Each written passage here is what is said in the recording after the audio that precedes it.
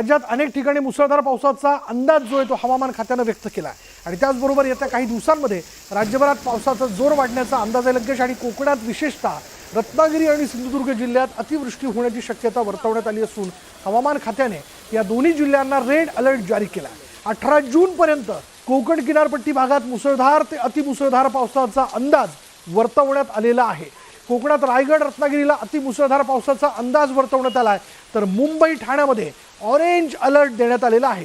तिकडे कोकणातही जोरदार पाऊस सुरू आहे। रायगडला पावसानं चांगलं झोडपून काढलंय। रत्नागिरी रायगडमध्ये तुफान पाऊस पडतोय। माणगावमध्ये अनेक भागात ढगफुटी सदृश्य पाऊस झालाय।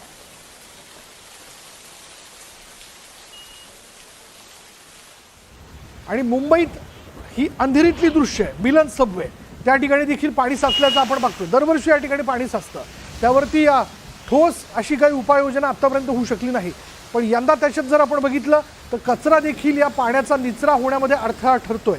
कचरा देखील या पाण्याबरोबर वाहत जाताना आपण पाहतोय।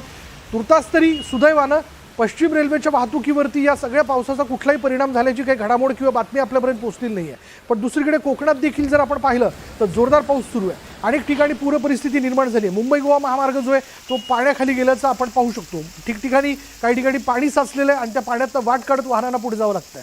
तिसरीकडे रायगडमधली देखील दृश्य आपल्या हाती लिहिली आहेत। रायगडमधून वाहणाऱ्या ज्या नद्या त्यांना देखील जोरदार त्या क्षेत्रामध्ये पाऊस पडल्यानं त्याला देखील पूर आल्याचं आपण बघतोय।